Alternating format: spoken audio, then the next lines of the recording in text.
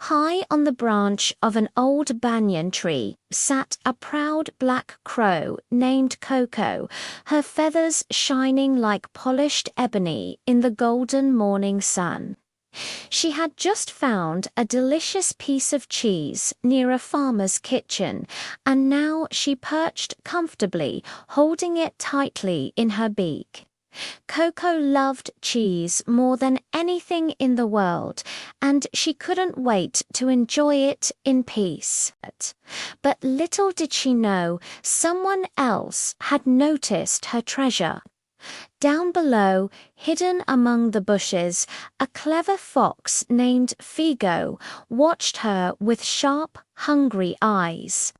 Figo was known throughout the forest for his smooth talking and his tricky brain. He had been wandering since sunrise, searching for something to eat, but luck had not been on his side. When he spotted Coco with the cheese, his empty stomach growled loudly. "Ah," he whispered to himself, "that is exactly what I need, and I will get it." Figo stepped out from behind the bushes and looked up at the crow on the branch. He put on his sweetest smile because he knew that charm was his strongest weapon. "Good morning, beautiful Coco," he called out, waving his tail cheerfully. "What a wonderful day it is! And what a pleasure to see you sitting there." Coco raised one eyebrow and looked down suspiciously.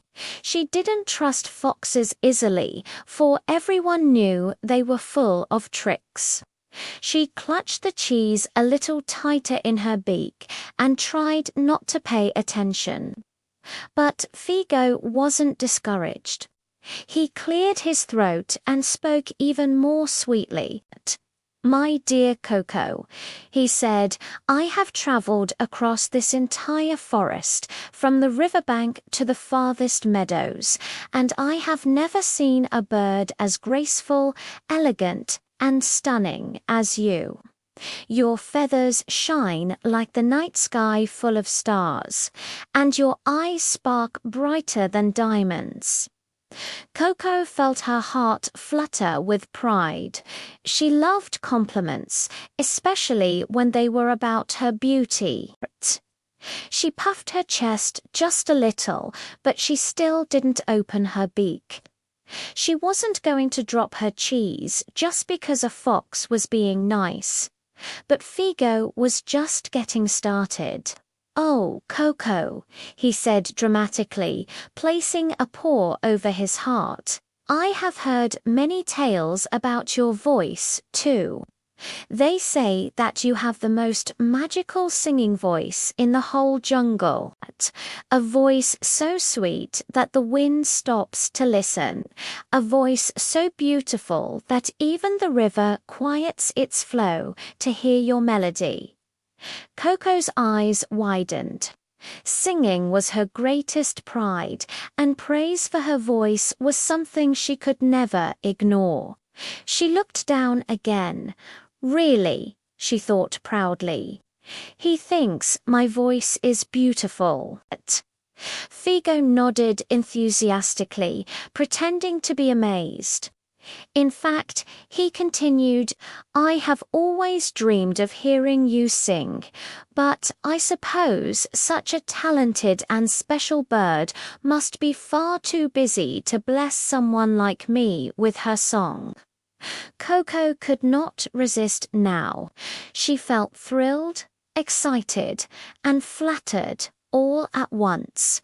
She wanted to show off her talent, to prove that everything the fox said was true. Forgetting all danger, she lifted her head proudly and opened her beak to sing the strongest, sweetest, most beautiful note she could. But the moment she opened her mouth, the cheese slipped out.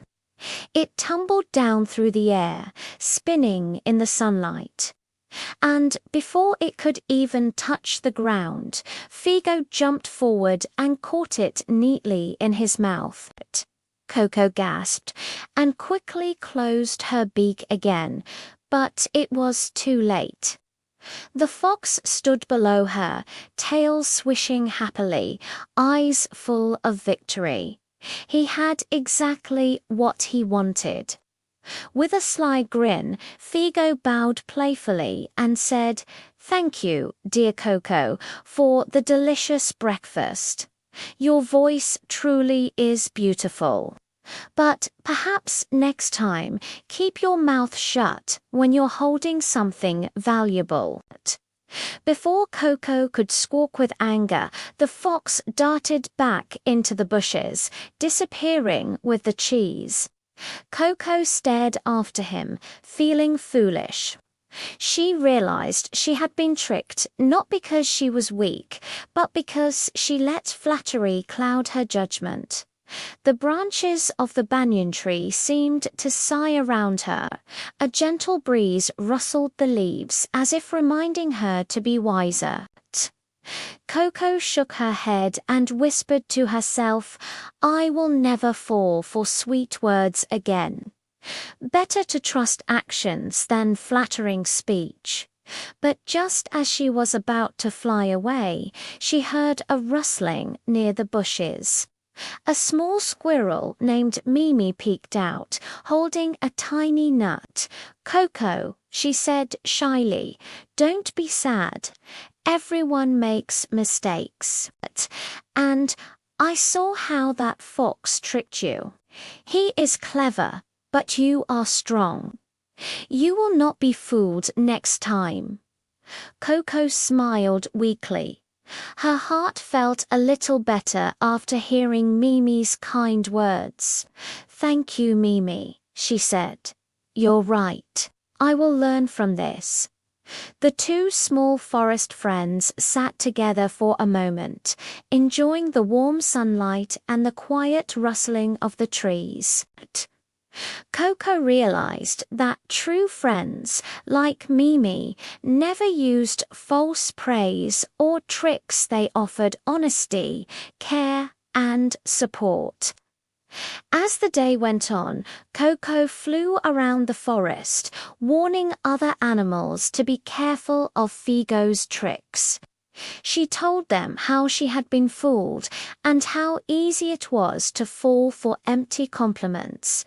Every creature listened closely, grateful for her honesty and courage. And Coco felt proud again, not because someone praised her, but because she was helping others stay safe. From that day forward, Coco became known not only for her shiny feathers and strong voice, but also for her wisdom. She learned to value real kindness over flattery, and she always remembered the lesson the fox taught her. And deep in the forest, Figo still wandered around, trying to trick others, but he soon discovered that his tricks no longer worked as easily. Everyone now knew that the fox's compliments were sweeter than honey, but just as sticky and dangerous. Moral: do not trust false praise. Always think carefully before believing flattering words.